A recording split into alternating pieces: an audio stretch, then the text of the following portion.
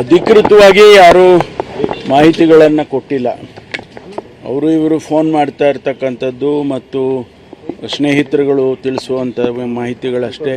External affairs ಮಿನಿಸ್ಟ್ರಿಯಿಂದ ಯಾವುದೂ ಕೂಡ ಅಧಿಕೃತವಾಗಿ ಮಾಹಿತಿ ನನಗೆ ಗೊತ್ತಿದ್ದಾಗೆ ಬಂದಿಲ್ಲ. ಮಾನ್ಯ ಮುಖ್ಯಮಂತ್ರಿಗಳು, ಚೀಫ್ ಸೆಕ್ರೆಟರಿ ಅವರು ಕೂಡ ಪತ್ರ ಬರೆದಿದ್ದಾರೆ. ಯಾರೆಲ್ಲ ಕನ್ನಡಿಗರು ಅಲ್ಲಿ ಸಿಕ್ಕಾಕೊಂಡಿದ್ದಾರೆ, ಕಷ್ಟದಲ್ಲಿದ್ದಾರೆ, ಅವ್ರನ್ನ ಹೇಗಾದರೂ ಮಾಡಿ ವಾಪಸ್ ಕರ್ಸ್ಕೋಬೇಕು, ಭಾರತೀಯರನ್ನೆಲ್ಲರನ್ನೂ ಕೂಡ ಅಲ್ಲಿ ಕಷ್ಟದಲ್ಲಿರೋರನ್ನ ಕರ್ಸ್ಕೋಬೇಕು ಅಂತೇಳಿ ತಿಳಿಸಿದ್ದಾರೆ. ಅದರಲ್ಲಿ ವಿಶೇಷವಾಗಿ ನಮ್ಮ ರಾಜ್ಯದಿಂದ ಮುಖ್ಯಮಂತ್ರಿಗಳು ಮತ್ತು ಚೀಫ್ ಸೆಕ್ರೆಟರಿ ಅವರು ಕೂಡ ಪತ್ರ ಬರೆದಿದ್ದಾರೆ. ಅದಕ್ಕೆ ಎಂಥ ರೆಸ್ಪಾನ್ಸ್ ಬಂದಿದೆ ಅನ್ನೋದನ್ನು ತಿಳ್ಕೊಳ್ತೇನೆ ನಾನು. ಸುಮಾರು ಜನ ಅಲ್ಲಿ ಸಿಕ್ಕಾಕ್ಕೊಂಡಿದ್ದಾರೆ. ಅವರು ಯಾವ್ಯಾವ ಸ್ಥಿತಿಯಲ್ಲಿದ್ದಾರೆ ಅನ್ನೋದು ನಮಗೆ ಅಧಿಕೃತವಾಗಿ ಏನು ಗೊತ್ತಿಲ್ಲ. ಸ್ನೇಹಿತರುಗಳು ಫೋನ್ ಮಾಡೋದು, ಈಗ ನಾನು ಭೋಜೇಗೌಡರಿಗೆ ಫೋನ್ ಮಾಡಿದ್ದೆ. ಭೋಜೇಗೌಡರು ಇಲ್ಲ ಅಣ್ಣ ಹಿಂಗಾಗ್ಬಿಟ್ಟಿದೆ, ನಮ್ಮ ಪಕ್ಕದಲ್ಲಿ ನಮ್ಮ ಸ್ವಲ್ಪ ದೂರದಲ್ಲೇ ಮಿಸೈಲ್ ಬಿದ್ದು ಬ್ಲಾಸ್ಟ್ ಆಯಿತು, ಕಷ್ಟದಲ್ಲಿದ್ದೀವಿ, ನಮ್ಮನ್ನೆಲ್ಲ ಕರ್ಕೊಂಡೋಗಿ ಬಂಕರ್ನಲ್ಲಿ ಇಟ್ಟಿದ್ರು, ಆನಂತರ ಮೇಲೆ ಕರ್ಕೊಂಡು ಬಂದರು ಅಂತ ಅವ್ರು ಮಾತಾಡಿದರು. ಹಾಗೆ ಬೇರೆ ಬೇರೆ ಸ್ನೇಹಿತರುಗಳು ಕೂಡ ಎಲ್ಲ ಇದು ಮಾಡಿದ್ದಾರೆ. ನಮ್ಮ ದುಬೈನಲ್ಲಿ ರೊನಾಲ್ಡ್ ಕೊಲಾಸೋ ಅಂತ ನಮ್ಮ ರಾಜ್ಯದವರು ಇದ್ದಾರೆ. ಅವರು ಭಾಳ ಜನರಿಗೆ ಫೋನ್ ನಂಬರ್ಗಳು ಕೊಟ್ಟು ಅವರಿಗೆಲ್ಲ ಕಾಂಟ್ಯಾಕ್ಟ್ ಮಾಡಿ, ಏನಾದರೂ ನಿಮಗೆ ಸಹಾಯದ ಅಗತ್ಯ ಇದ್ದರೆ ಕಾಂಟ್ಯಾಕ್ಟ್ ಮಾಡಿ ಅಂತೇಳಿ ಫೋನ್ ನಂಬರ್ಸ್ ಎಲ್ಲ ಕೊಟ್ಟಿದ್ದಾರೆ. ಹಾಗಾಗಿ ನಾನು ಕೂಡ ಅವರಿಗೆ ಪ್ರಯತ್ನ ಮಾಡಿದೆ, ನನಗೆ ಕನೆಕ್ಟ್ ಆಗಲಿಲ್ಲ.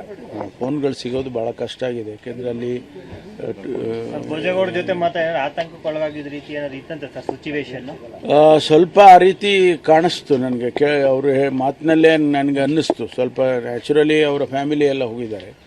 ಅವರೇನೋ ಸೌತ್ ಆಫ್ರಿಕಾಗೋ ಎಲ್ಲ ಹೋಗಿದ್ರಂತೆ, ವಾಪಸ್ ಬರುವಾಗ ವಯಾ ದುಬೈ ಬರೋದು ಅಂತ ಆ ಥರ ಆಗಿದೆ ಅಂತ. ಮತ್ತು ಇನ್ನೂ ಸುಮಾರು ಕುಟುಂಬಗಳು ಎಲ್ಲ ಹಾಲಿಡೇಗೆ ಹೋದವರು ಅವರೆಲ್ಲರೂ ಅಲ್ಲೇ ಸಿಕ್ಕಾಕ್ಕೊಂಡಿದ್ದಾರೆ. ಭಾಳ ಜನ ನಮ್ಮ MLAಗಳು ಬೇರೆ ಬೇರೆಯವರು ಕೂಡ ಹೋಗಿದ್ದಾರೆ ಅಂತ ಕೇಳಿದ್ದೀನಿ. ನಾನು ಸಂಪರ್ಕ ಮಾಡೋಕ್ಕಾಗಲಿಲ್ಲ.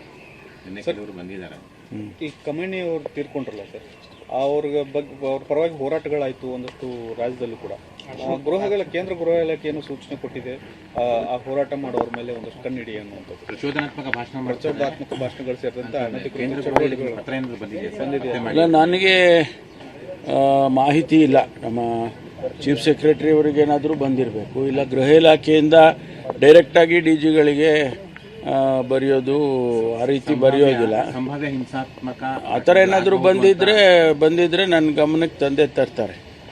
ನಮ್ಮ DG ಅವರು ನನ್ನ ಗಮನಕ್ಕೆ ತರ್ತಾರೆ. ಇಲ್ಲಿವರೆಗೂ ನನಗೆ ಅದು ಆ ರೀತಿ ಯಾವುದನ್ನು ಇಲ್ಲ, ನನ್ನ ಹತ್ರ ಯಾವುದನ್ನು ಚರ್ಚೆ ಮಾಡಿಲ್ಲ DG ಅವರು ಆ ವಿಷಯದಲ್ಲಿ. ನಾನು ಮಾಧ್ಯಮದಲ್ಲಿ ನೋಡಿದೆ, ಯಾರ್ಯಾರು ಅವರಿಗೆಲ್ಲ ಪರವಾಗಿ ಇದು ಮಾಡ್ತಾರೆ ಅಂಥವ್ರ ಮೇಲೆ ನಿಗಾ ಇಡಿ ಅಂತ ಬಂದಿದೆ ಅಂತ ಪತ್ರಿಕೆಯಲ್ಲಿ ನೋಡಿದೆ ನಾನು. ನನ್ನ DG ಅವರು ನನಗೆ ಮಾತನಾಡಿಲ್ಲ ಈ ವಿಷಯದಲ್ಲಿ. ನೀವೇನಾದ್ರು ಸೂಚನೆ ಕೊಟ್ಟಿದ್ದಾರೆ ಸರ್ ಈ ವಿಚಾರವಾಗಿ ಗಮನ ಇಡೋಕ್ಕೆ?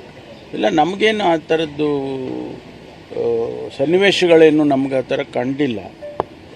ಅದು ಕಂಡಾಗ ನಾವು ಏನು ಆ್ಯಕ್ಷನ್ ತೊಗೋಬೇಕೋ ತೊಗೊತೀವಿ. ಬಟ್ ನಮಗೆ ಕೇಂದ್ರ ಸರ್ಕಾರದಿಂದ ಈಗ ಏನಾಗುತ್ತೆ, ಇದೆಲ್ಲ